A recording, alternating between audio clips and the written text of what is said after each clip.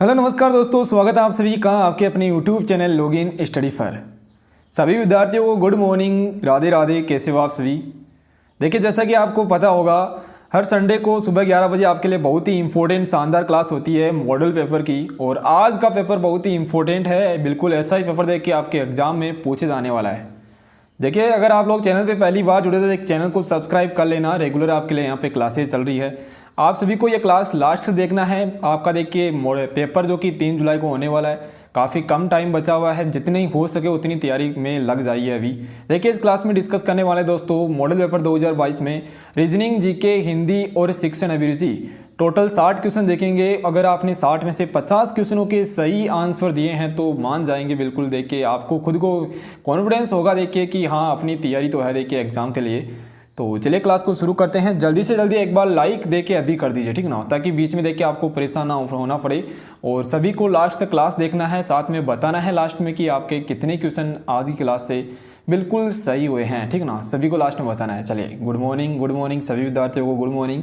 और बिल्कुल भी देखिए कोई भी नेटवर्क का इश्यू नहीं आएगा आज की क्लास में। सबसे पहले देखिए मोटिवेशनल कोट आप सभी के लिए बहुत ही अच्छा देखिए, जो कि आपको देखिए ऊर्जावान बनाएगा और एक नया देखिए जोश देगा एग्जाम को करेक्ट करने के लिए।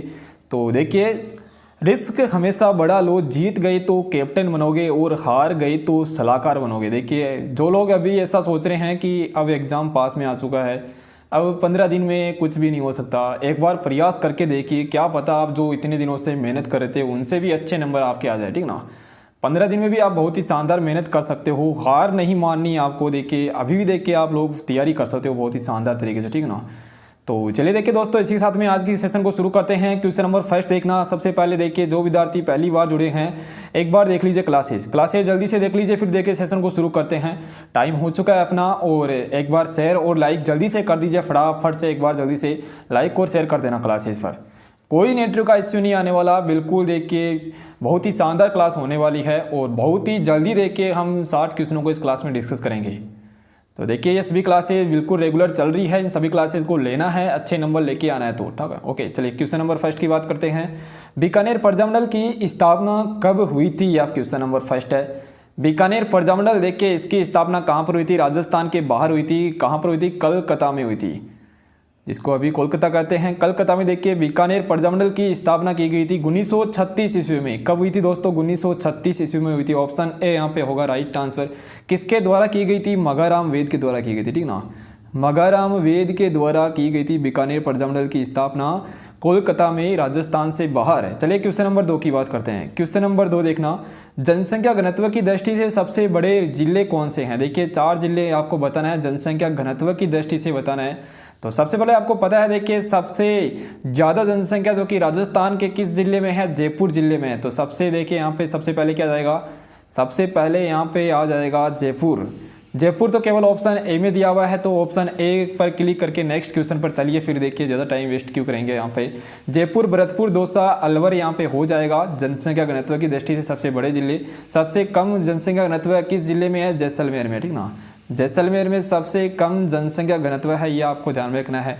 अगला क्वेश्चन देखिए, क्वेश्चन नंबर 3 की बात करते हैं। भद्राणी माता का मंदिर कहाँ पर है? बताइए जल्दी से। भद्राणी माता का मंदिर राजस्थान के कोटा जिले में है। कहाँ पर है दोस्तों? राजस्थान के कोटा जिले में है। ऑप्शन सी यहाँ पे होगा करेक्ट आंसर। चलिए क्वेश्चन नंबर 4 की बात करते हैं। राजस्थान की एकमात्र मुस्लिम रियासत कौन सी थी? अच्छा क्वेश्चन है।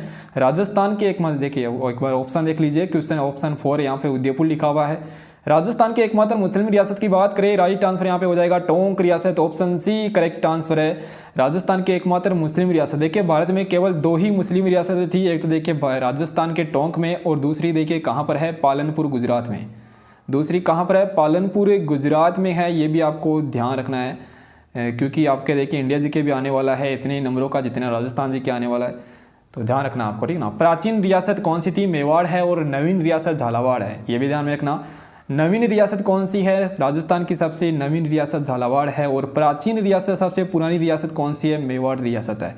तो इन तीनों क्वेश्चनों के बारे में भी आपको ध्यान रखना है। चलिए क्वेश्चन नंबर 5 की बात करते हैं। क्वेश्चन नंबर 5 है, राजस्थान का शोक किस नदी को कहा जाता है? चलिए जल्दी से आंसर दीजिए। देखिए, राजस्थान का शोक पूछा जा रहा है, ना कि बिहार का शोक। आपको पता है बिहार का शोक तो देखिए कोसी नदी को कहते हैं, लेकिन राजस्थान का शोक देखिए ऑप्शन डी भी देख लेना एक बार। ऑप्शन डी यहाँ पे घग्गर नदी लिखा हुआ है, ऑप्शन ए कांतली, चंबल, माही।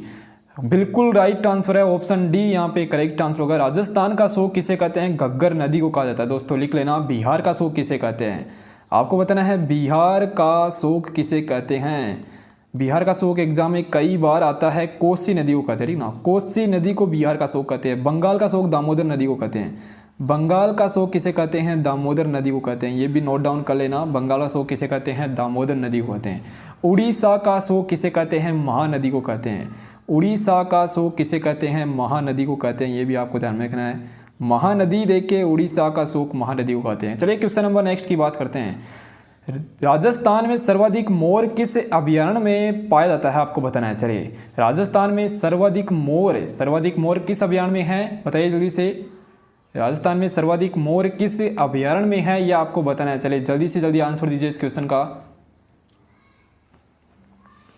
तो बात करें इस क्वेश्चन के करेक्ट आंसर की, सर्वाधिक मोर और हरे कबूतर सरिस्का अभयारण्य में देखने को मिलेंगे। ऑप्शन बी यहाँ पे होगा राइट आंसर, राजस्थान के अलवर जिले में। कहाँ पर है दोस्तों? राजस्थान के अलवर जिले में है सरिस्का अभयारण्य, जहाँ पर देखिए सर्वाधिक मोर, और यहाँ पे ऑप्शन बी करेक्ट आंसर होगा। चलिए नेक्स्ट क्वेश्चन नंबर 7 की बात करेंगे। राजस्थान में किस शहर को सन सिटी के नाम से जाना जाता है? आपको बताना है। सन सिटी किस शहर को कहते हैं? जल्दी से बताइए। राजस्थान के किस शहर को सन सिटी कहा जाता है? ऑप्शन देख लीजिए यहाँ पर जल्दी से। ऑप्शन ए जोधपुर को कहते हैं, बिल्कुल सही है, जोधपुर को सन सिटी कहते हैं। आपको बताना है ग्रेनाइट सिटी कहते हैं। ग्रेनाइट सिटी किसे कहते हैं? आपको जल्दी से आंसर देना है। चलिए फटाफट से बताइए। ग्रेनाइट सिटी राजस्थान के जालोर जिले को कहते हैं, ठीक ना, राजस्थान के जालोर जिले को क्या कहते हैं? ग्रेनाइट सिटी कहा जाता है। ये भी आप सभी को ध्यान में रखना है। ब्लू सिटी किसे कहते हैं? बताइए जल्दी से। ब्लू सिटी किसे कहते हैं? आपको बताना है। ब्लू सिटी किसे कहते हैं? राजस्थान के जोधपुर जिले को ही ब्लू सिटी भी कहते हैं। चलिए अगले क्वेश्चन की बात करते हैं।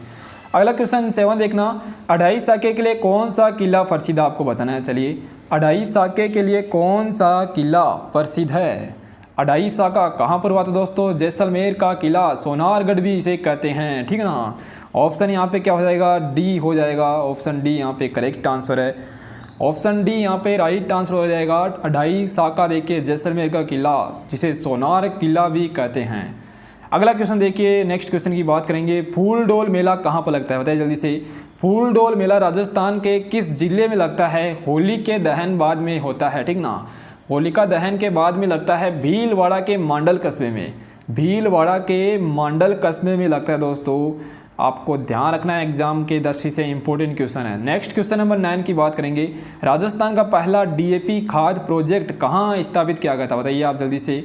राजस्थान का पहला डीएपी खाद प्रोजेक्ट जो कि कहाँ पर स्थापित किया गया था? राइट आंसर यहाँ पे क्या हो जाएगा? जल्दी से आंसर देना है सभी विद्यार्थियों को। चलिए कपासन चित्तौड़गढ़ में, बिल्कुल सही है। ऑप्शन डी यहाँ पे होगा राइट आंसर। राजस्थान का पहला डीएपी खाद प्रोजेक्ट कपासन चित्तौड़गढ़ में स्थापित किया गया है। नेक्स्ट क्वेश्चन देखिए, क्वेश्चन नंबर 10 की बात करेंगे। राजस्थान का खजुराहो निम्न में से किसे कहते हैं? राजस्थान का खजुराहो किसे कहते हैं? कीराड़ू मंदिर को कहते हैं। कहाँ पर है? बाड़मेर में है दोस्तों। कहाँ पर है? बाड़मेर में है, जिसे राजस्थान का खजुराहो कहते हैं। अच्छा, राजस्थान का लघु खजुराहो किसे कहते हैं? बताइए जल्दी से। राजस्थान का लघु खजुराहो किसे कहते हैं? आपको बताना। देखते हैं इस क्वेश्चन का आंसर कौन देता है। करवाया हुआ क्वेश्चन है। राजस्थान का लघु खजुराहो जो कि देखिए कहाँ पर है? उदयपुर में है। आपको बोली इतना देख के आपको हिंट दे रहे हैं यहाँ पे, कहाँ पर है? उदयपुर में है। बताइए जल्दी से।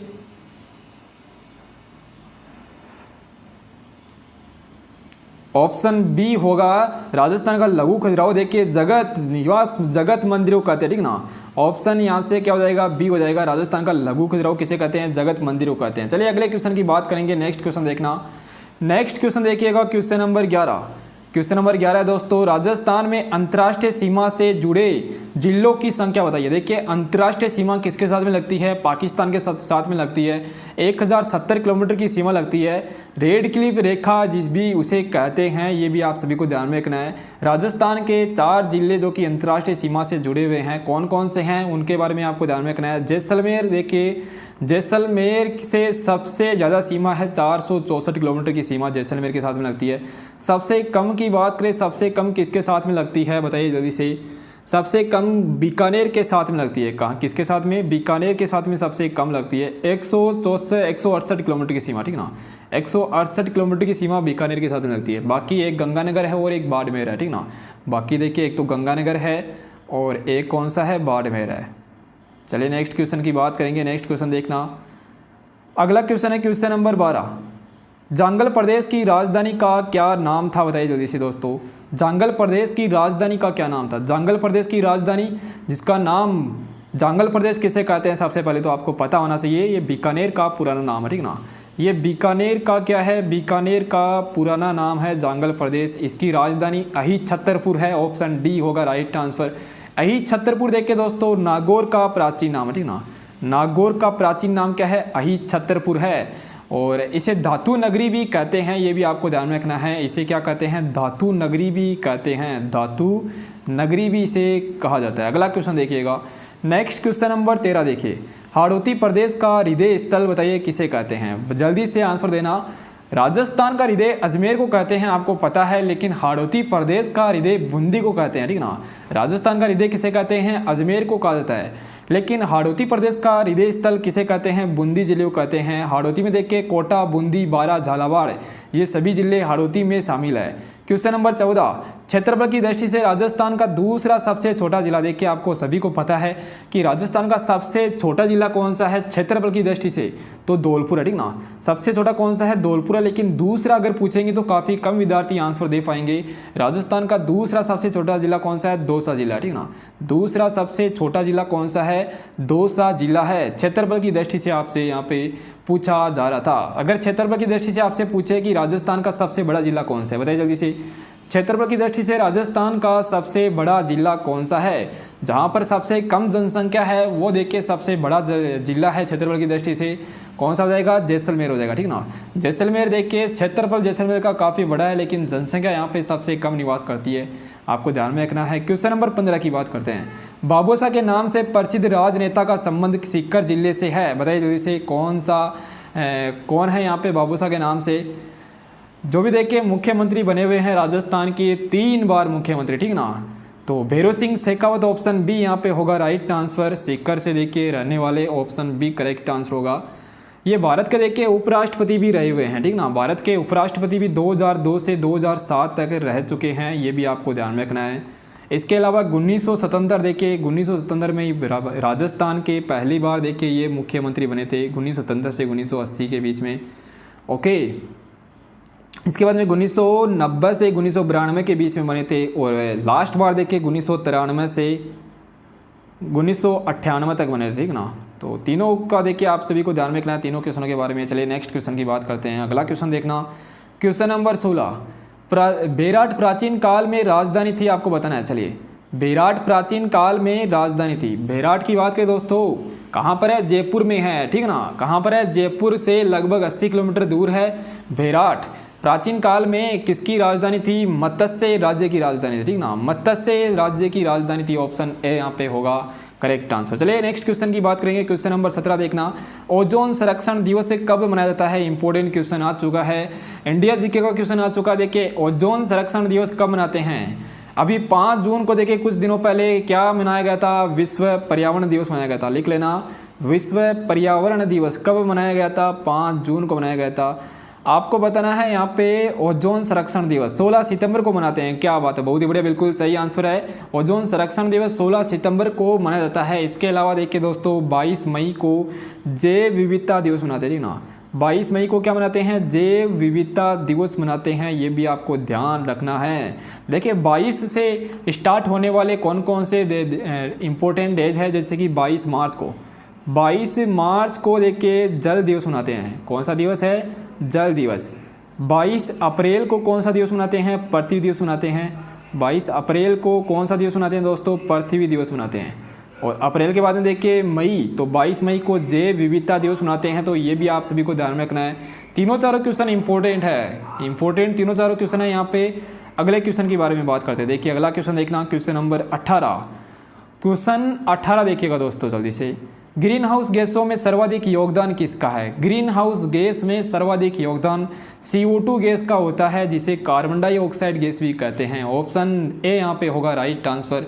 और गोबर गैस की बात करें दोस्तों, गोबर गैस में जो कि किसका सर्वाधिक योगदान होता है, मीथेन गैस का, ठीक ना। गोबर गैस में मीथेन गैस का सर्वाधिक योगदान होता है। दोनों क्वेश्चनों के बारे में आप सभी को ध्यान रखना है, दोनों क्वेश्चन देखिए इंपॉर्टेंट है। ओके, अगला क्वेश्चन देखिए, क्वेश्चन नंबर 19 की बात करेंगे। पूर्व प्रधानमंत्री अटल बिहारी वाजपेयी जी का निधन कब हुआ था। अटल बिहारी वाजपेयी जी देखिए भारत के प्रधानमंत्री बने थे 2004 में, ये भी आपको ध्यान रखना है दोस्तों। इनका निधन कब हुआ था, 16 अगस्त 2018 को, ठीक है ना। 16 अगस्त 2018 को देखिए इनका निधन हुआ था। ऑप्शन सी यहाँ पे क्या होगा, राइट आंसर हो जाएगा। ओके, अगला क्वेश्चन देखना जल्दी से। नेक्स्ट क्वेश्चन है क्वेश्चन नंबर 20 देखना। क्वेश्चन नंबर 20 है दोस्तों, सिखों के 10वें और अंतिम गुरु कौन है। सिखों के पहले गुरु गुरु नानक है। सिखों के पहले गुरु कौन थे, गुरु नानक। गुरु नानक देखिए पहले गुरु है। आपको बताना है सिखों के अंतिम गुरु कौन है, गुरु गोविंद सिंह। ऑप्शन सी यहाँ पे होगा राइट आंसर। गुरु गोविंद सिंह सिखों के क्या है, 10वें गुरु है। और सिखों के 5वें गुरु गुरु अर्जुन देव, ठीक ना। सिखों के 5वें गुरु के बारे में पूछा जाता है कई बार, कौन है, गुरु अर्जुन देव है। इनके बारे में भी आपको ध्यान रखना है। चलिए नेक्स्ट क्वेश्चन नंबर 21 की बात करते हैं। क्वेश्चन नंबर 21 देखना, प्रथम पृथ्वी सम्मेलन का आयोजन 1992 में कहाँ पर हुआ था। 1992 में देखिए पहला पृथ्वी सम्मेलन का आयोजन किया गया था रियो डी जेनेरियो में। ऑप्शन सी यहाँ पे होगा right answer. Rio de Janeiro कहाँ पर है, ब्राज़ील में है, ठीक ना। ब्राज़ील में है रियो डी जेनेरियो, जहाँ पर सबसे पहले पृथ्वी सम्मेलन आयोजन किया गया था। अगला क्वेश्चन देखिए, नेक्स्ट क्वेश्चन है दोस्तों क्वेश्चन नंबर 22। एक बार सेशन को लाइक और शेयर कर दीजिए, सेशन अच्छा लग रहा है तो। भारतीय राष्ट्रीय कांग्रेस के पहले अंग्रेज अध्यक्ष कौन थे। बात करें दोस्तों भारतीय राष्ट्रीय कांग्रेस के बारे में, इसकी स्थापना 1885 में हुई थी। और इसके संस्थापक कौन थे, इसके संस्थापक A.O. ह्यूम इसके संस्थापक थे, ठीक ना। क्योंकि इम्पोर्टेंट है ये स्टैटिक जीके का। भारतीय राष्ट्रीय कांग्रेस के बारे में बात करें तो दोस्तों इसके पहले अंग्रेज अध्यक्ष जॉर्ज यूले थे। ऑप्शन डी होगा। ऑप्शन डी यहाँ पे करेक्ट आंसर है। जब कांग्रेस का चौथा अधिवेशन चल रहा था तब देखिए जॉर्ज यूले ने क्या की थी, अध्यक्षता की थी। इसके अलावा देखिए राष्ट्रीय कांग्रेस का पहला प्रथम अध्यक्ष कौन है, ये क्वेश्चन भी एग्जाम में कई बार आया हुआ है। इसके प्रथम अध्यक्ष WC बनर्जी है, जिसे देखिए व्योमेश चंद्र बनर्जी के नाम से भी जानते हैं। आपको ध्यान रखना है दोस्तों। इसके अलावा पहले फारसी अध्यक्ष कौन थे, पहले फारसी अध्यक्ष के बारे में बताइए जल्दी से, कौन थे। दादाभाई नौरोजी, ठीक ना। दादाभाई नौरोजी, दादाभाई नौरोजी देखिए पहले फारसी अध्यक्ष बने थे। दादाभाई नौरोजी की बात करें दोस्तों कांग्रेस के दूसरे अधिवेशन के अध्यक्ष थे, ये भी आपको ध्यान रखना है। बदरुद्दीन तैयब जी के बारे में भी ध्यान रखना है, ठीक ना। बदरुद्दीन तैयब जी इसके पहले मुस्लिम अध्यक्ष थे। पहले मुस्लिम अध्यक्ष कौन थे, बदरुद्दीन तैयब जी थे। क्वेश्चन नंबर 23 की बात करते हैं। हुमायूंनामा पुस्तक के रचयिता कौन है, बताइए जल्दी से। हुमायूंनामा पुस्तक के रचयिता कौन है, राइट आंसर यहाँ पे क्या हो जाएगा, बेगम गुलबदन। बात करते हैं। अगला क्वेश्चन देखिए क्वेश्चन नंबर 24 है। मेक इन इंडिया कार्यक्रम 25 सितंबर 2014 को प्रारंभ किया गया था, इसका संबंध किससे है आपको बताना है। चलिए जल्दी से बताइएगा। करेक्ट आंसर यहाँ पे क्या हो जाएगा, हाँ देखिए सॉरी यहाँ पे बात करें हुमायूंनामा पुस्तक के रचयिता की बात की थी हमने, बेगम गुलबदन है। ये देखिए हुमायूं की बहन है दोस्तों, ठीक है ना। ये हुमायूं की बहन है, बाबर की बेटी है, ठीक है ना। बाबर की बेटी और हुमायूं की बहन है बेगम गुलबदन, यह आपको ध्यान में रखना है। चलिए क्वेश्चन नंबर 24 की बात करते हैं हम। मेक इन इंडिया कार्यक्रम 25 सितंबर 2014 को प्रारंभ किया गया था, इसका संबंध किससे है ये आपसे पूछा जा रहा है, बताइए जल्दी से। मेक इन इंडिया इसका संबंध है औद्योगिक विकास से। ऑप्शन ए यहाँ पे होगा right answer. Make in India कार्यक्रम जो कि कब शुरू हुआ था, 25 सितंबर 2014 को प्रारंभ किया गया था। ये क्वेश्चन इंपॉर्टेंट है, यहाँ पे पूछ जा सकता है आपसे कि मेक इन इंडिया कार्यक्रम कब शुरू हुआ था, 25 सितंबर 2014 को प्रारंभ किया गया था। नेक्स्ट क्वेश्चन देखना, क्वेश्चन नंबर 25 है। प्लासी और बक्सर के युद्ध के समय मुगल सम्राट कौन था। देखिए प्लासी का युद्ध और बक्सर का युद्ध दोनों युद्ध इंपॉर्टेंट है, क्योंकि दोनों युद्ध देखे दोस्तों अंग्रेजों ने यहाँ पे दोनों युद्धों में जीत हासिल की थी। 1757 में प्लासी का युद्ध हुआ था, आपको ध्यान में रखना है। प्लासी का युद्ध 1757 में हुआ था और बक्सर का युद्ध हुआ था दोस्तों 1764 में। बक्सर का युद्ध 1764 में हुआ था। 1757 में देखिए प्लासी का युद्ध जिसमें रॉबर्ट क्लाइव की जीत हुई थी दोस्तों, ठीक ना। क्लाइव देखिए अंग्रेज अधिकारी था जिसकी जीत हुई थी। और बक्सर का युद्ध की बात करें, इसमें भी देखिए दोस्तों अंग्रेज़ों की जीत हुई थी। अगला क्वेश्चन के बारे में बात करते हैं। नेक्स्ट क्वेश्चन नंबर 26 देखना, भारत में डाक व्यवस्था शुरू करने वाला गवर्नर जनरल कौन था? डाक व्यवस्था भारत में शुरू करने वाला गवर्नर जनरल कौन था? राइट आंसर क्या होगा? लॉर्ड डलहौजी। ऑप्शन बी होगा राइट आंसर। लॉर्ड डलहौजी ने भारत में रेल व्यवस्था शुरू की थी, ये भी आपको ध्यान रखना है। रेल व्यवस्था शुरू किसने की थी?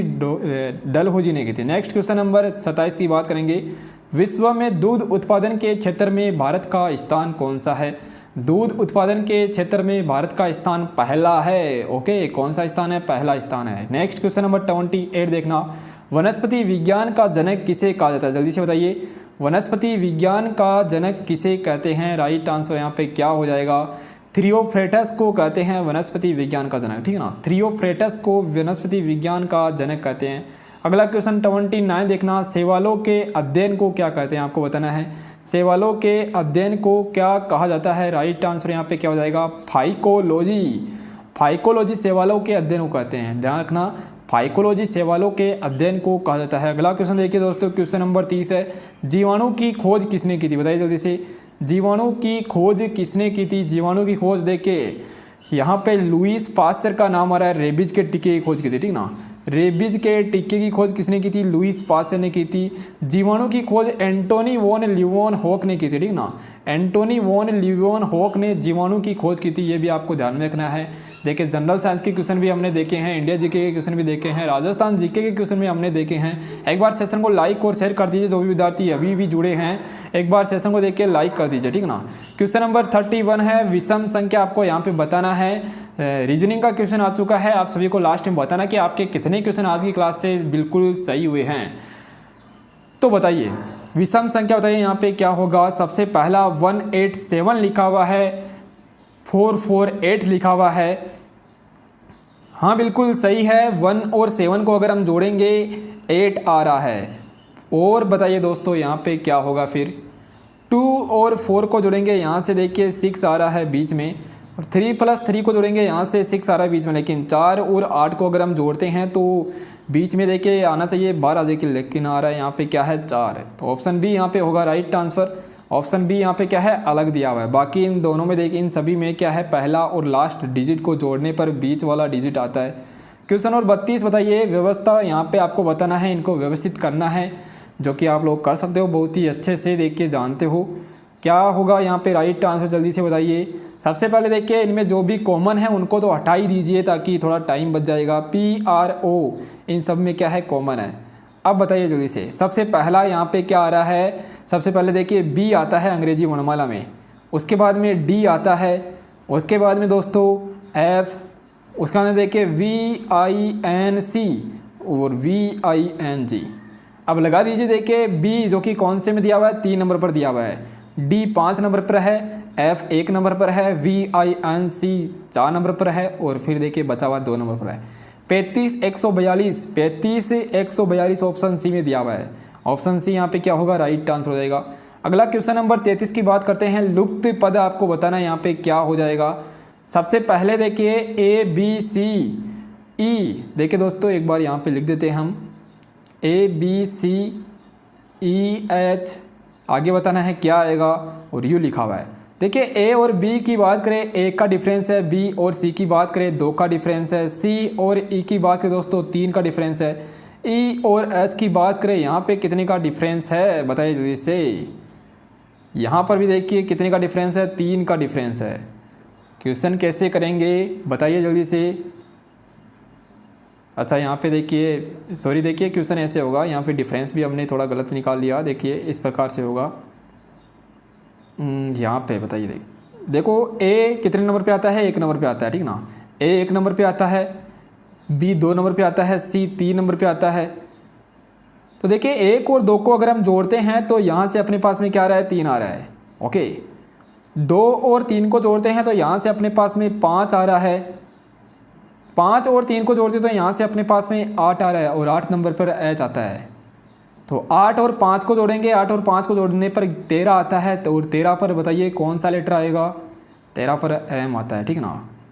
आगे आप चेक कर सकते हो, 13 और 8 को जोड़कर 13 और 8 को जोड़ोगे तो 21, और 21 नंबर पर देखिए यहाँ पे ऑलरेडी यू दिया हुआ है। इस प्रकार से क्वेश्चन होगा, बहुत ही अच्छा क्वेश्चन था। ऑप्शन यहाँ से डी करेक्ट आंसर होगा। चलिए नेक्स्ट क्वेश्चन की बात करते हैं। अगला क्वेश्चन देखिए, क्वेश्चन नंबर 34। किन दो चिन्हों को आपस में बदलकर दिए गए समीकरण को सही बना सकते हैं? देखिए कैसे करेंगे, क्वेश्चन की ट्रिक्स एक बार जल्दी से सुन लीजिए। यहाँ पर आपको देखना है कि क्या 14 में 21 का भाग जाता है क्या 14 में 21 का भाग जाता है क्या? आप लोग बोलोगे नहीं जाता सर, तो आपको क्या करना है, भाग को चेंज करना, ठीक है ना। आपको यहाँ पे क्या करना है, भाग को चेंज करना है। कौन से ऑप्शन में दिया हुआ है? ऑप्शन ए नहीं होगा, ऑप्शन ए में देखिए प्लस माइनस दिया हुआ है। ऑप्शन बी हो सकता है और ऑप्शन डी हो सकता है। अब ऑप्शन बी और ऑप्शन डी को आपको चेक करना है। सबसे पहले ऑप्शन बी को चेक करते हैं। ऑप्शन बी में क्या लिखा हुआ है, माइनस और भाग को क्या करना है, बदलना है। जहाँ पर माइनस है वहाँ पर क्या लिखना है, आपको भाग लिखना है, और जहाँ पर भाग है वहाँ पर आपको क्या लिखना है, माइनस लिखना है। चलिए कर लेते हैं, इतना तो देखिए कर सकते हैं।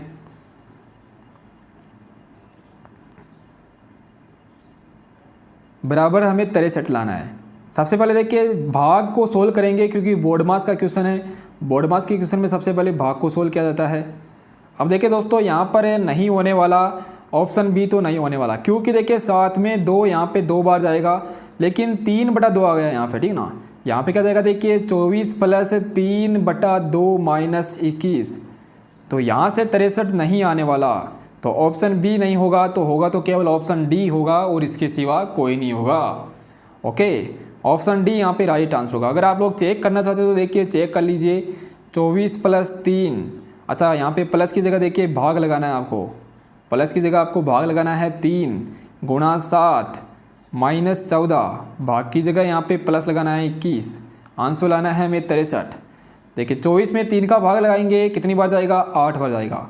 8 को 7 से गुणा करेंगे, -14 + 21 कर लेना, 8 7 56 होता है। 56 - 14 करेंगे तो यहाँ पे 40 आएगा। 40 + 21 जोड़ेंगे तो यहाँ से 63 आ रहा है। बताइए जल्दी से, यहाँ से भी देखिए दोस्तों। अच्छा 56 - 14 करेंगे, आज देखिए काफ़ी मिस्टेक्स हो रही है। 56 - 14 करेंगे तो 42 आएगा, ठीक ना। आज काफ़ी मिस्टेक्स हो रही है। 56 - 14 42 + 21 करेंगे तो यहाँ से 63 आ जाएगा। ऑप्शन यहाँ से डी करेक्ट आंसर होगा। 63 दे के आ रहा है यहाँ से। अगला क्वेश्चन देखिए, क्वेश्चन नंबर नेक्स्ट है 35। चलिए क्वेश्चन नंबर 35, कथन और निष्कर्ष का क्वेश्चन आ चुका है। आपको बताना है राइट आंसर यहाँ पे क्या हो जाएगा। चलिए अच्छा क्वेश्चन है। देखिए सबसे पहले यहाँ पे कथन दिया हुआ है कि सभी दरवाजे खिड़कियाँ हैं। सभी दरवाजे क्या है, सभी दरवाजे क्या है दोस्तों, खिड़कियाँ हैं, खिड़कियाँ हैं, ठीक ना। आगे देखिए, कुछ खिड़कियाँ गेट है, खिड़कियों का कुछ हिस्सा क्या है, गेट है। अब ये सबसे पहले लिखा हुआ है कि कुछ दरवाजे गेट है। देखिए दरवाजे और गेट के बीच में नो रिलेशन, कोई रिलेशन नहीं है, ठीक ना। इन दोनों के बीच में देखिए दोनों क्या है, साइड साइड में अलग अलग है। तो ऑप्शन ए यहाँ पे निष्कर्ष फर्स्ट यहाँ पे गलत हो जाएगा। सभी गेट के दरवाजे होने की एक संभावना है। अगर कभी भी संभावना बताई जाती है तो वो निष्कर्ष क्या होता है, सही होता है। ध्यान रखना, अगर कभी भी संभावना बताई जाती है तो वो निष्कर्ष सही होगा। देखिए मैं इसे सही करके आपको बताता हूँ। संभावना यहाँ पर बताई जा रही है कि सभी गेट के दरवाजे होने की संभावना है। तो देखिए दोस्तों, हम इसको इस प्रकार से लिख सकते हैं, जैसे कि दिया हुआ था सबसे पहले कि दरवाज़ा दिया हुआ था, और फिर देखिए यहाँ पे खिड़कियाँ हैं, ठीक ना। फिर यहाँ पे क्या है, सभी दरवाज़ा क्या है, खिड़कियाँ हैं, विंडो, ठीक ना। मैं विंडो लिख रहा हूँ। सभी गेट के दरवाज़ा होने की संभावना है। सभी गेट है वो क्या हो सकता है दोस्तों, दरवाज़ा हो सकता है। सभी गेट के दरवाज़ा होने की संभावना देखिए इस प्रकार से इसे कर सकते हैं ना। अब देखना ध्यान से,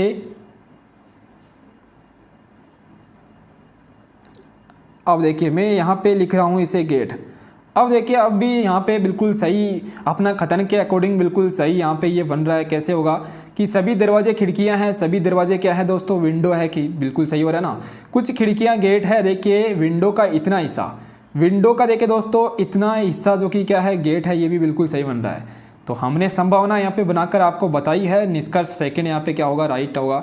यदि किसी कूट भाषा में STOOL को यहाँ पे लिखा जाता है TSPNM के द्वारा, आपको बताना है DRINK के लिए प्राप्त कूट के बीच के अक्षर क्या होगा। चलिए बताइए जल्दी से। देखिए STOOL इसे क्या लिखा जाता है, TSPNM लिखा जाता है। कैसे लिखा जाएगा दोस्तों, S 19 नंबर पे आता है, T 20 नंबर पे आता है, मतलब यहाँ पे +1 हो रहा है।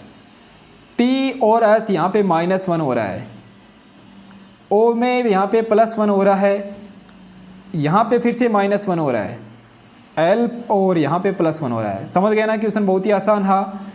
अब देखिए DRINK की बात करेंगे। सबसे पहले D में क्या करना है, +1 करना है। D में +1 करेंगे तो आएगा E। R में -1 करना है, R में -1 करेंगे तो आएगा यहाँ पे Q। E और Q ओनली ऑप्शन D में दिया हुआ है। ऑप्शन D यहाँ पे क्या होगा, राइट आंसर हो जाएगा। बस ऑप्शन देखना है, ऑप्शन से क्वेश्चन करना है, थोड़ा टाइम बच जाएगा और क्या है। निम्नलिखित प्रत्येक प्रश्न में एक शब्द को बताना है जो कि जिससे दिए गए शब्द अक्षरों से नहीं बनाया जा सकता। बताइए जल्दी से कौन सा शब्द नहीं बनाया जा सकता, आपको बताना है यहाँ पे। ऑप्शन ए देखिए एक बार, HYDRO, HYD यहाँ पे है, R यहाँ पे है, O यहाँ पे, बनाया जा सकता है ऑप्शन ए। तो ऑप्शन बी की बात करते हैं। ऑप्शन बी देखना, इसे थोड़ा जूम कर लेते हैं। DREAM, DRE यहाँ पे है, AM यहाँ पे है, और ये भी बना सकते हैं। MODERN, M यहाँ पे है, O यहाँ पे है, DER यहाँ पे है। N दिखाई दे रहा है क्या आपको, यहाँ पे N नहीं दिखाई दे रहा, ठीक है ना, N यहाँ पे नहीं दिखाई दे रहा, इसलिए ऑप्शन सी यहाँ पे नहीं बना सकते। ध्यान रखना, ऑप्शन सी यहाँ पे होगा करेक्ट आंसर। अगले क्वेश्चन की ओर चलते हैं। अगला क्वेश्चन है लुप्त संख्या ज्ञात करना है। इस क्वेश्चन में, क्वेश्चन नंबर 38 में बताइए क्या होगा राइट आंसर। लुप्त संख्या, जैसे कि आपको कैसे क्वेश्चन को सोल्व करना है, बताइए जल्दी से। मैं आपको हर बार बोलता हूँ, अगर ऐसा क्वेश्चन आ जाए तो आपको छोटी संख्या से बड़ी संख्या की ओर चलना है। यहाँ पे 3 है और यहाँ पे 4 है, और इधर भी देखिए दोस्तों 4 है, लेकिन बीच में 5 दिया हुआ है। तो हाँ देखिए दोस्तों, हम 3 और 4 से 5 बना सकते हैं। कैसे बनाएंगे बताइए जल्दी से। 3 और 4 इन दोनों से 5 का निर्माण कैसे होगा। देखिए 3 का स्क्वायर करेंगे तो कितना आएगा, 9 आएगा, और 9 में से अगर हम ये 4 घटा लेते हैं तो यहाँ से अपने पास में 5 मिल जाएगा, मिलेगा ना। इसी प्रकार से यहाँ पे एक बार करके देखिए। 3 का स्क्वायर करेंगे, 3 का स्क्वायर कितना हो जाएगा, 9 हो जाएगा, और 9 में से अगर हम 6 घटा लेंगे तो बीच वाला देखिए यहाँ पे क्या आ जाएगा, 3 आ जाएगा, जो कि बिल्कुल मिल रहा है। कि देखिए कितना इजी हो गया क्वेश्चन। आपको क्या करना है, 4 का स्क्वायर करना है। 4 का स्क्वायर देखिए यहाँ पे 4 का स्क्वायर माइनस कितना करोगे कि अपने पास में यहाँ पे 8 आ जाए। तो 4 का स्क्वायर कितना होता है, 16 होता है। 4 का स्क्वायर 16 होता है, 16 में से कितना घटाओगे कि 8 आ जाए। तो आप लोग बोलोगे कि सर 16 में से आप यहाँ पे कितना घटा दीजिए, 8 घटा दीजिए, ठीक ना। 16 में से 8 घटाएंगे तो यहाँ से अपने पास में 8 मिल रहा है। तो अक्स की वैल्यू यहाँ पे क्या आ जाएगी, 8 आ जाएगी। अक्स की वैल्यू यहाँ पे 8 आ जाएगी। ऑप्शन डी करेक्ट आंसर है। बहुत ही अच्छा क्वेश्चन था, बहुत ही अच्छा क्वेश्चन था। ओके, अगला क्वेश्चन देखना जल्दी से। नेक्स्ट क्वेश्चन है क्वेश्चन नंबर 39। नीचे दिए गए शब्दों को सार्थक क्रम में व्यवस्थित करना है। महाविद्यालय, छात्र, डिग्री, पाठशाला और नौकरी दिया हुआ है यहाँ पे। महाविद्यालय देखिए, सबसे पहले सार्थक क्रम की बात करें, छोटे क्रम से बड़े क्रम की ओर आपको लेके चलना है। देखिए सबसे पहले एक स्टूडेंट होता है, वो देखिए स्कूल में जाता है पढ़ने के लिए, ठीक ना। सबसे पहले एक स्टूडेंट होता है, वो स्कूल में जाता है पढ़ने के लिए। तो 1 नंबर छात्र आ जाएगा, 2 नंबर पाठशाला आ जाएगी। फिर देखिए स्कूल में जाने के बाद में वो जैसे ही उसकी 12th पास होती है, वो कॉलेज में जाता है ग्रेजुएशन करने के लिए, ठीक ना। तो कॉलेज यहाँ पे महाविद्यालय आ रहा है 3 नंबर पर। जैसे ही उसकी महाविद्यालय देखिए कॉलेज हो जाती है, उसको डिग्री दी जाती है, ठीक ना। उसको डिग्री दी जाती है तो 4 नंबर पर याद आएगा। और फिर देखिए वो मेहनत करता है बेचारा काफ़ी दिनों तक देखिए, और फिर जाके उसे नौकरी मिलती है, ठीक ना। तो इस प्रकार से यहाँ पे देखिए क्या हो जाएगा, 1, उसके बाद में 1 मतलब देखिए सबसे पहले क्या आएगा, यहाँ पे 2 नंबर आएगा, ठीक ना। सबसे पहले 2 नंबर आएगा, उसके बाद में 2 नंबर पर देखिए यहाँ पे 4 है तो 4 नंबर आ जाएगा। फिर 1 नंबर आएगा। फिर देखिए दोस्तों, फिर बात करें यहाँ पे 3 नंबर आएगा, और लास्ट में यहाँ पे 5 नंबर आएगा। 241 35 241 35 ऑप्शन डी में दिया हुआ है। ऑप्शन डी यहाँ पे होगा राइट आंसर, ठीक ना। ऑप्शन डी यहाँ पे क्या होगा, करेक्ट आंसर हो जाएगा। चले नेक्स्ट क्वेश्चन की बात करते हैं। अगला क्वेश्चन देखना। 5:56 शाम से 6:32 शाम के बीच का 1 घंटे का कौन सा भाग है। ये लीजिए, बहुत ही अच्छा क्वेश्चन है। क्वेश्चन को समझना ध्यान से एक बार, क्वेश्चन ही समझ में नहीं आएगा ऐसे तो। 5:56 ठीक ना, मतलब 5:56 हो रही है दोस्तों। तो 5:56 से शाम के 6:32 पर बीच का समय 1 घंटे का, 1 घंटे में 60 मिनट होते हैं। कि कौन सा भाग है? देखिए सबसे पहले 5:56 यहाँ पे हो रहा है और ऊपर देखिए दोस्तों 6:32 हो रहा है। तो एक बार घटा लीजिए, ठीक ना। 6:32 में से 5:56 एक बार घटा लेना। यहाँ से क्या आंसर आएगा? देखिए 2 में से 6 जाएगा, 12 में से 6 जाएगा तो 6, और 12 में से 5 जाएगा यहाँ पे, 2 में से 5, 12 में से 5 जाएगा तो यहाँ पे क्या हो जाएगा?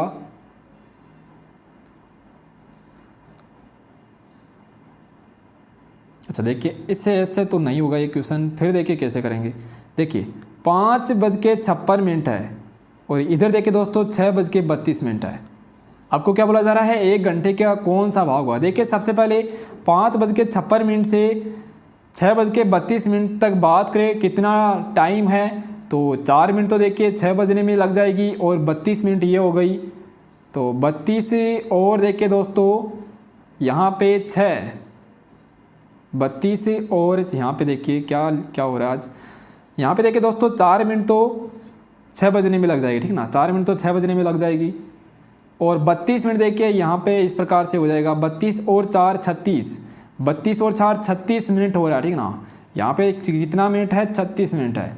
1 घंटे का कौन सा भाग है? 1 घंटे का कौन सा भाग होगा? आप लोग जानते हो 1 घंटे में 60 मिनट होते हैं, तो 60 का भाग लगा देना।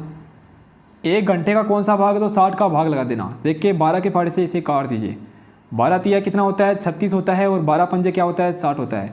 3/5 आ रहा है, ऑप्शन सी में दिया हुआ है। ऑप्शन सी यहाँ पे होगा राइट आंसर। क्लियर सभी को? ऑप्शन सी यहाँ पे क्या होगा? करेक्ट आंसर हो जाएगा। क्लियर होना चाहिए सभी विद्यार्थियों को, सभी विद्यार्थियों को क्लियर होना चाहिए। ऑप्शन सी यहाँ पे होगा राइट आंसर। चलिए नेक्स्ट क्वेश्चन की बात करते हैं। अगला क्वेश्चन देखना। एक पासे की 2 स्थितियां दी गई है। यदि 6 बिंदु सतह के ऊपर की ओर हो तो नीचे की सतह पर कितने बिंदु होंगे? देखिए अच्छा क्वेश्चन है। 2 पासे यहाँ पे दिए हुए हैं, 6 के विपरीत आपको बताना है क्या होगा। इन दोनों पासों में देखिए कि कौन सी फलक आपको समान दिखाई दे रही है। आप लोग बोलोगे कि सर देखिए यहाँ पे 2 जो कि इन दोनों पासों में क्या है? समान है। 2 से आपको चलना है घड़ी की दिशा में, 1 आ रहा है, 1 के बाद में देखिए दोस्तों 5 आ रहा है। इसी प्रकार इधर देखिए 2 के बाद में चलोगे तो 2 के बाद में 6 आ रहा है और 6 के बाद में 3 आ रहा है, तो 6 के विपरीत यहाँ पे 1 हो जाएगा। ओके, 6 के विपरीत यहाँ पे 1 हो जाएगा। ऑप्शन यहाँ से क्या होगा? ऑप्शन यहाँ से डी करेक्ट आंसर है। चलिए नेक्स्ट क्वेश्चन की बात करते हैं। आपको बताना है दोस्तों 2 के विपरीत क्या होगा। यहाँ पे आपको क्या बताना है कि 2 के अपोजिट क्या होगा। तो देखिए जो बचा हुआ यहाँ पे डिजिट है वो 2 के विपरीत हो जाएगा। जो बचा हुआ यहाँ पे डिजिट कौन सा है? 4 है, तो 2 के विपरीत क्या हो जाएगा? 4 हो जाएगा। ये भी आपको ध्यान में रखना है। अगला क्वेश्चन देखिए, नेक्स्ट क्वेश्चन है रीजनिंग का। देखिए क्वेश्चन नंबर 42। उपरोक्त श्रेणी में बाएं से 16वें पद के बाएं 7वां पद क्या होगा? देखिए सबसे पहले तो आपको पता होना चाहिए यहाँ पे डायरेक्शन बाया और बाया दिया हुआ है। मतलब कभी भी अगर डायरेक्शन समान दी जाती है तो आपको क्या करना है? घटाना है। और कभी भी अगर डायरेक्शन अपोजिट दी जाती है, विपरीत दी जाती है, तब आपको क्या करना है? जोड़ना है। यहाँ पे देखिए बाया और बाया समान दिया हो तो आपको क्या करना है? 16 में से 7 घटाना है। 16 में से 7 घटाएंगे, 9वां पद आपको निकालना है। कौन सा? उपरोक्त श्रेणी में, देखिए यहाँ वाला, ठीक ना। तो सबसे पहले देखिए दोस्तों आपको 9वां पद किस साइड से निकालना है, ये भी इंपॉर्टेंट होता है ना यहाँ पे, कि 9वां पद आपको इधर से निकालना है या आपको इधर से निकालना है। तो यहाँ पे देखिए क्या दिया हुआ है? बाएं से 16वें पद के बाएं, मतलब आपको बाईं तरफ से ही निकालना, ठीक ना। बाएं से 9वां पद क्या होगा आपको बताना है। बता सकते हो ना आप? तो बता सकते हो, बिल्कुल, बहुत ही आसान हो गया आपके लिए। देखिए यहाँ पे बाएं से 9वां पद क्या होगा। चलिए सबसे पहले 2, 2, 4 और 5, 6, 7, 8, 9 पी दिया हुआ, ठीक ना। बाएं से 9वां पद यहाँ पे देखिए दोस्तों क्या है? पी है। ऑप्शन डी में दिया हुआ है। ऑप्शन डी यहाँ पे होगा correct answer. Option D is the right answer. चलिए नेक्स्ट क्वेश्चन की बात करते हैं। Question number 43। एक कागज को मोड़कर नीचे दिखाया गया है, सामने आने पर यह कागज कैसा दिखाई देगा? बताइए जल्दी से क्या होगा यहाँ पे करेक्ट आंसर। सभी को बताना है। सेशन को लाइक और शेयर करते रहना, क्वेश्चन नंबर 43 पर आ चुके हैं। जल्दी ही देखिए हम हिंदी और शिक्षण अभिरुचि के क्वेश्चनों पर आने वाले हैं। देखिए सबसे पहले कागज़ का टुकड़ा है, सबसे पहले क्या है, कागज़ का टुकड़ा है और इसे ऊपर की तरफ मोड़ा जाता है। इसे अगर हम ऊपर की तरफ मोड़ेंगे तो कागज़ का केवल इतना ही भाग बचने वाला है। फिर देखिए दोस्तों ये एरो का चिन्ह इधर की ओर है, मतलब देखिए इस कागज़ को इतना, इस कागज़ का इतना भाग है, इसे भी देखिए इधर की तरफ मोड़ के केवल इतना ही भाग बच रहा है, ठीक ना, केवल इतना ही भाग यहाँ पे बच रहा है। और फिर देखिए इसने क्या किया, ऊपर से इसका थोड़ा सा देखिए कागज़ यहाँ पे कागज़ में देखिए ऊपर से इसको मोड़ दिया, ठीक ना, इसको ऊपर से देखिए इस प्रकार से काट लिया, इधर से इसको काट दिया और बीच में से इसको काट दिया। अब आपको क्या बोल रहा है, इसे खोलने पर ये कैसा दिखाई देगा, तो इसे खोलने पर ये कैसा दिखाई देगा, ऑप्शन से इस क्वेश्चन को करेंगे, ठीक ना, ऑप्शन से करोगे तो बहुत ही ईजी बन जाएगा। ऑप्शन ए की बात करेंगे। सबसे पहले देखिए दोस्तों ऑप्शन ए में देखते हैं, यहाँ पे बीच में देखिए क्या दिया हुआ है, एक सर्कल दिखाई दे रहा होगा आपको इस प्रकार से, सॉरी एक वर्ग दिखाई दे रहा होगा, ठीक ना। जबकि यहाँ पे अगर देखिए बीच में गोल शेप बन रही है, अगर यहाँ पे बीच में गोल शेप बन रही है सर्कल की जैसी, तो चारों जगह देखिए सर्कल की जैसी ही शेप बनेगी। तो ऑप्शन ए नहीं होगा, ऑप्शन सी नहीं होगा और ऑप्शन डी भी नहीं होगा, होगा तो केवल ऑप्शन बी होगा, इस प्रकार से शेप बनेगी। ऑप्शन बी यहाँ पे होगा करेक्ट आंसर। चलिए नेक्स्ट क्वेश्चन की बात करते हैं। देखिए अगर आप लोग ऐसे क्वेश्चन को करोगे तो काफ़ी टाइम लगेगा, ऑप्शन देखिए बहुत ही फास्टली आप आंसर दे सकते हो। क्वेश्चन नंबर 44 है, दिए गए 4 उत्तरों में से प्रत्येक प्रश्न के हल न किए जाने गए समीकरण का उचित उत्तर खोजना है। क्या होगा राइट आंसर, बताइए जल्दी से। मतलब ध्यान है कि यहाँ पे आपको क्या करना है, $6 3 बराबर दिया हुआ है 8, $6 4 बराबर दिया हुआ है 4। देखिए अगर हम 6 को 3 जोड़ते हैं तो 9 आता है और 6 में 4 जोड़ेंगे तो 10 आता है। मतलब यहाँ पे जोड़ना नहीं है, गुणा करते हैं एक बार।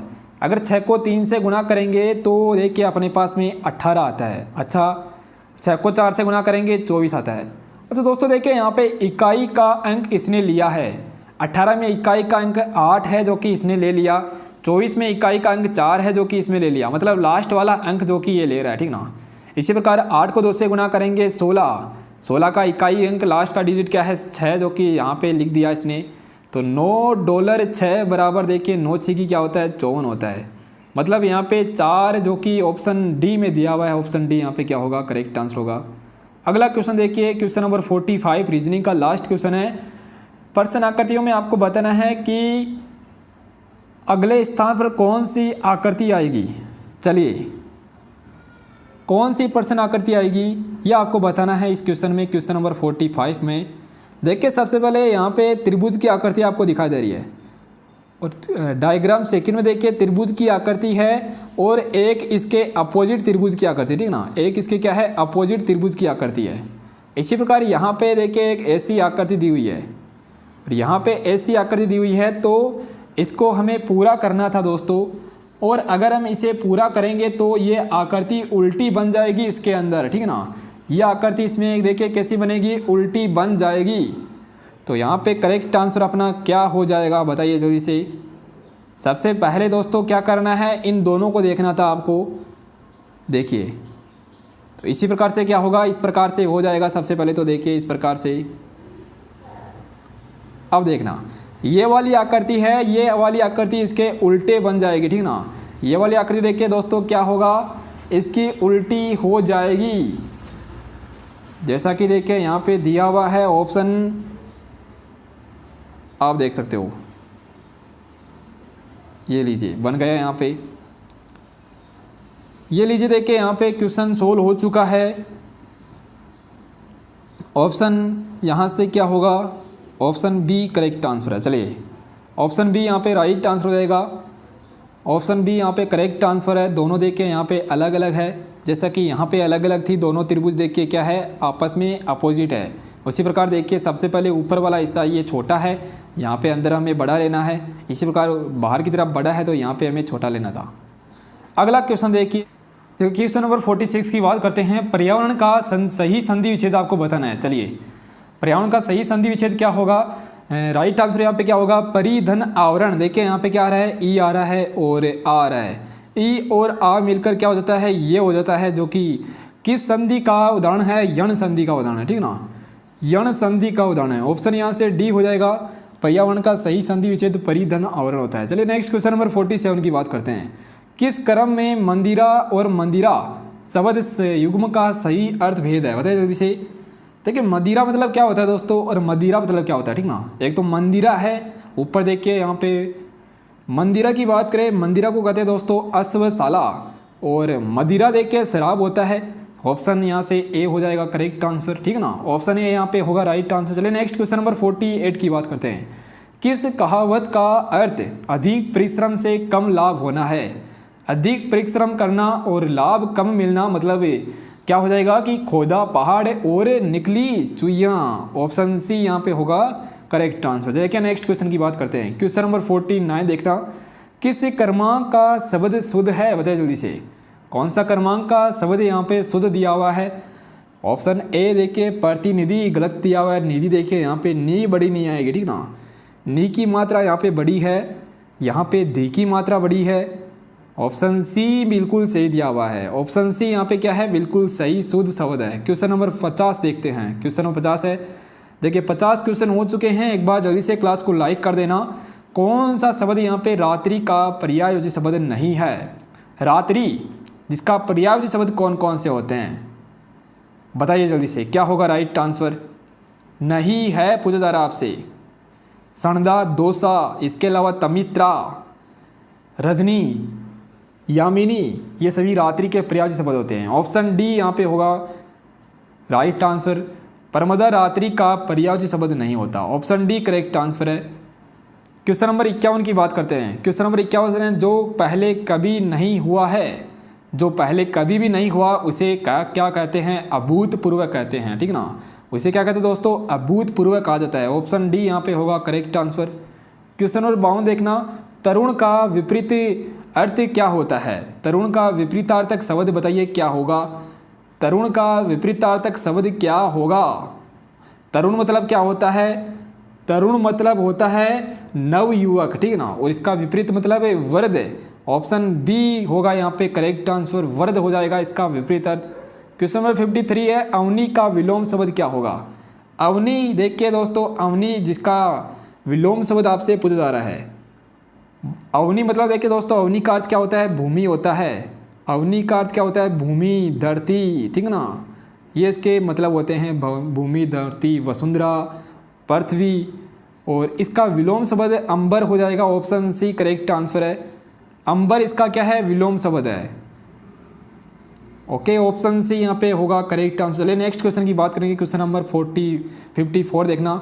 यदि आप मूल्यांकन कर रहे हैं तो आप, यदि आप मूल्यांकन कर रहे हैं तो आप ऑप्शन देखिए यहाँ पे दिया हुआ है, कार्य के अनुसार अंक प्रदान करेंगे या उन्हें अधिक अंक देंगे जो आपसे ट्यूशन पढ़ते हैं। अमीर छात्रों को अधिक अंक देंगे या पिछड़े छात्रों को अधिक अंक देंगे।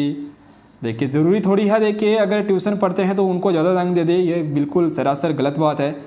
कार्य के अनुसार अंक प्रदान करेंगे, जो देखिए अच्छा कार्य करेगा, जो देखिए संपूर्ण कार्य करेगा उसे तो ज़्यादा अंक मिलेंगे। ऑप्शन ए यहाँ पे होगा राइट आंसर। ऑप्शन ए यहाँ पे करेक्ट आंसर। चलिए नेक्स्ट क्वेश्चन की बात करते हैं। और ये भी नहीं कि देखिए अमीर छात्र है तो उसको अधिक अंक दे दे, ये भी बिल्कुल गलत बात है। क्वेश्चन नंबर नेक्स्ट है, शिक्षक को समाज में स्थान बनाने के लिए क्या करना चाहिए। शिक्षण अभिरुचि के क्वेश्चन है दोस्तों, और एक भी क्वेश्चन आपका गलत नहीं होगा। रेगुलर क्लासेज लेना है तो देखिए, शिक्षक को समाज में स्थान बनाने के लिए ऑप्शन ए है किसी राजनीतिक पार्टी में रहना चाहिए, बिल्कुल गलत बात है। अपने दायित्वों को निभाना चाहिए, हो सकता है बिल्कुल देखिए दायित्व अगर निभाएगा तो समाज में उचित स्थान मिलने वाला है। समाज की गतिविधियों को अपने को सक्रिय रखना चाहिए, अपने आप को अच्छा अधिक से अधिक जनसंख्या करके अपने प्रभाव को बढ़ाना चाहिए, ये तो बिल्कुल गलत बात है। देखिए अधिक से अधिक जनसंख्या करके अपने प्रभाव को बढ़ाना चाहिए। एक शिक्षक में दोस्तों क्या खूबी होनी चाहिए कि अपने दायित्व को निभाना चाहिए। ऑप्शन बी यहाँ पे होगा राइट आंसर। नेक्स्ट क्वेश्चन की बात करेंगे। अगला क्वेश्चन देखना, शिक्षक के द्वारा छात्रों को दी जाने वाली शिक्षा निम्न में से किससे संबंधित होनी चाहिए। देखिए एक शिक्षक के द्वारा जो छात्रों को शिक्षा दी जाती है वो किससे संबंधित होनी चाहिए। ऑप्शन ए है यहाँ पे शिक्षा व्यावसायिक हो, ऑप्शन बी है वैज्ञानिक हो, ऑप्शन सी है सांस्कृतिक और आध्यात्मिक से संबंधित हो, और ऑप्शन डी है उपरोक्त सभी। तो काफ़ी विद्यार्थी यहाँ पे बिना पढ़े ही उपरोक्त सभी लगा के आने वाले हैं, जो कि क्या है सरासर गलत है। क्योंकि यहाँ पे शिक्षा व्यावसायिक लिखा हुआ है, शिक्षा वैज्ञानिक यहाँ पे करेक्ट आंसर हो जाएगा कि संस्कृति और आध्यात्मिक से संबंधित हो अभ्यास। शिक्षकों द्वारा छात्रों को दी जाने वाली शिक्षा कौन सी होनी चाहिए? संस्कृति से रिलेटेड होनी चाहिए, साथ में आध्यात्मिक होनी चाहिए। अगला क्वेश्चन देखिए, नेक्स्ट क्वेश्चन के बारे में बात करेंगे। जटिल और कठिन विषय वस्तु का शिक्षण करवाना चाहिए। जटिल और कठिन विषय वस्तु का शिक्षण करवाना चाहिए किसके अनुसार? छात्रों के अनुसार। खंडों में करवाना चाहिए, बाद में करवाना चाहिए या बीच बीच में करवाना चाहिए। मान लीजिए कि देखिए कोई चैप्टर आप लोग पढ़ रहे हो, काफ़ी हार्ड चैप्टर है और काफ़ी बड़ा चैप्टर है, तो उस चैप्टर को कैसे पढ़ोगे आप लोग? देखिए थोड़े थोड़े उसके मतलब विभाजित करके पढ़ोगे उसको। जैसे कि मान लीजिए कोई चैप्टर है जिसमें देखिए 30 पेज है, तो आप ऐसा तो है नहीं कि देखिए 30 पेज है और 30 पेज को एक बार में पढ़ दोगे।